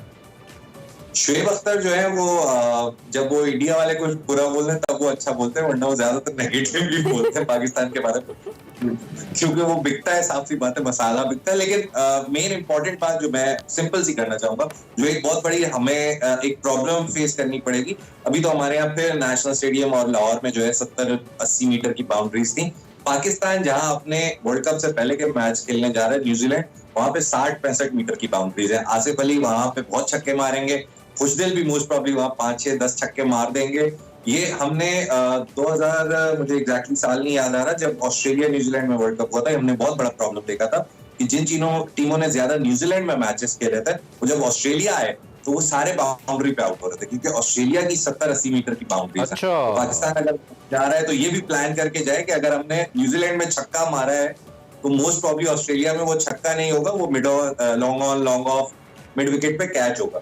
तो ये भी एक टेक्निकल बात है। बहुत सी चीजें सिंपल अभी ये कर लें कि अपना मिडिल ऑर्डर ठीक कर लें। मैं ये नहीं कह रहा सारे लड़के निकाल दें, वो लड़के ठीक है, उनको कॉन्फिडेंस दे दें थोड़ा सा, यार तुम पाकिस्तान की 22-23 करोड़ आवाम के सबसे बेस्ट प्लेयर हो, that is why you are in the team. तो प्रेशर मत लो कि यार परफॉर्म करना है, बस परफॉर्म करो जिस काम के लिए रखा है, परफॉर्म करे। अच्छा अब्दुल, आपने मिडिल ऑर्डर की बात की, उस पर हम दोबारा भी आएंगे, लेकिन हमने लास्ट 2 मैचेस में जो कैचेस ड्रॉप होने वाला मामला देखा, ये भी बड़ा एक मेजर मामला है। अगर हम फील्डिंग की बात करें तो फील्डिंग, अगर एक बॉलर विकेट ले रहा है और उसके कैचेस कोई ड्रॉप कर रहा है, तो ये भी एक बड़ी ज्यादती वाली बात है। और हारिस रऊफ के साथ हम लास्ट में डिस्कशन में कहते हैं कि उनके साथ तो बहुत ही होता है, बेचारे के आउट करते हैं और उनका कैच ड्रॉप, और बाबर ने 2 कैचेस ड्रॉप किए। फील्डिंग को लेकर हमें कितना कंसर्न होना चाहिए? देखिए, फील्डिंग आती है कॉन्फिडेंस से। दुनिया का कोई भी कैच मुश्किल नहीं होता until and unless you're confident enough कि आप वो पकड़ सकते हैं। जब टीम बैठ रही होती है, जब आपका कप्तान बैठा हुआ होता है, फॉर्म नहीं दिखा रहा होता, आप मैचेस में इतनी बुरी परफॉर्मेंस दे रहे हैं, दुनिया का कोई कैच मुश्किल नहीं होता until unless उसमें शादाब खान बीच में ना आ जाए। शादाब खान ना आ जाए। लेकिन सारी गेम देखें कॉन्फिडेंस की है। क्रिकेट एक बहुत अजीब सा गेम है। कभी कभी ये किसी और चीज पे चलता है, लेकिन मेजरली मेरे नजदीक cricket is a confidence game. Babar अपनी बैटिंग फॉर्म की वजह से कप्तानी अच्छी नहीं कर पा रहा। अब आप एक और टेक्निकल पॉइंट जो मेरा था, अगेन आपने कहा तज्जिया दें, तो मैं बताता हूँ। जो 5th T20 हमने खेला था लाहौर में, जिस पिच पे खेला था, हम वहां डिफेंड करके जीते थे। हमने बहुत लो स्कोर किया और हमने डिफेंड किया। जो लास्ट मैच में पिच थी वही सेम पिच थी, लेकिन हम पिछले मैच में इंग्लैंड से पिटे हुए थे, डिफेंड करते हुए, तो हमने डर के मारे उस पिच का ख्याल ही नहीं किया। बहुत अच्छा आप सोचे ना, point है। 4 दिन पहले आप उस पिच पे डिफेंड करके जीते हैं और फिर आप उस पिच पे चेज करने जा रहे हैं, आप कैसे जीतेंगे? ये होता है जब अच्छा माजिद, एक और टेक्निकल बात है, जरा ये भी बताइए, आपके ख्याल में जो मिडिल ऑर्डर हम किए जा रहे हैं, ये मसला इटसेल्फ प्लेयर्स का ही जी, मतलब प्लेयर का इटसेल्फ मसला है कि उसको चेंज किया जाए, उस पर काम किया जाए, या असल में मसला ऑर्डर का है? क्योंकि बहुत सारे जो सीनियर प्लेयर्स हैं वो ये कह रहे हैं कि इनके ऑर्डर पे काम करें, ये ऑर्डर ठीक नहीं है जिस पे ये प्लेयर्स आ रहे हैं। प्लेयर्स का मसला नहीं है, क्योंकि इंडिविजुअली ये सारे परफॉर्मर्स हैं, लेकिन जिस ऑर्डर पे आते हैं परफॉर्म नहीं कर पाते। इस पे आप क्या कहेंगे? बहुत सिंपल सी मेरी 2 बातें हैं। जब इंडिया से हम जीते थे 10 विकेट से रिजवान बाबर, उसके बाद हमारा जो मिडिल ऑर्डर है वो बैठ गया था ठंड में, मतलब कि भाई अब चिल प्रोग्राम है, ये तो सब कर लेते हैं, हमें तो कुछ करने की जरूरत ही नहीं है, तो हमें ना ज्यादा प्रैक्टिस में जान मारनी है, ना सिनेरियो बेस्ड मैचेस में जान मारनी है। तो जब आपका ओपनिंग प्लेयर डिलीवर कर रहा है और इतना अच्छा कि 10-10 विकेट से जिता रहा है, तो मिडिल ऑर्डर ठंडा तो पड़ेगा ही। तो ये गलती नहीं है, मैं लेकिन कहूंगा कि उनको थोड़ा जगाने की जरूरत है। और ऑर्डर ठीक है, जिस ऑर्डर पे आ रहा है उस ऑर्डर पे वो ऑर्डर ठीक है। हाँ, और जो आप ऑर्डर वाली बात कर रहे हैं वो सिंपल सी है कि आप अपने प्लेयर्स को 3-4 पोजीशंस पे प्रैक्टिस में खिला के देखें और उनको बताएं कि यार अगर मैं तुम्हें तीसरे पे भेज देता हूँ, समझे रिजवान बाबर 18वें ओवर तक खेल जाते हैं और 170 कर जाते हैं, अब आप किसको भेजेंगे? आप आसिफ अली को भेजें, क्योंकि आपको पता है वही सबसे वाहिद प्लेयर है जो पहली गेंद पे छक्का मार सकता है। अब आप अगर उसको खुशदिल को भेजेंगे तो वो तो 10 गेंदें तो अपनी सेटल होने में लेता है, he is a nice player, but उसको सेटल होने का टाइम चाहिए। तो सिचुएशन बेसिस पे बाबर को डिसीजन लेने होंगे, लेकिन Babar shortly Majid in last 40 seconds कोई नई इंक्लूजन होनी चाहिए आपको लगता है, या होगी न्यू इंक्लूजन? मेरे नजदीक टीम बहुत बेहतरीन है, यही टीम पिछले साल भी T20 वर्ल्ड कप में अच्छा खेल के आई है, तो मुझे इससे कोई ये नहीं है, लेकिन बस कॉन्फिडेंस दें कि आप सबसे अच्छे लड़के हैं, आप अपने ये टेंशन छोड़ दें कि आपको टीम में जगह रहेगी नहीं रहेगी, क्रिकेट खेलने जाके, बाकी सब छोड़ दें, क्रिकेट खेलने। अच्छा, क्रिकेट के अलावा सब हाँ, कर रहे हैं। क्रिकेट खेलें, अच्छी क्रिकेट खेलें, और अब चूंकि वर्ल्ड के आगे उसके लिए भी अब्दुल माजिद आपका बहुत बहुत शुक्रिया। खेलें, अब खेलें, मेहरबानी ताड़ी। चलिए जनाब, अब्दुल माजिद हमारे साथ मौजूद थे, क्रिकेट पे बात कर रहे थे। प्रोग्राम का वक्त खत्म हुआ, कल फिर आपसे मुलाकात होगी, तब तक के लिए अल्लाह हाफिज़।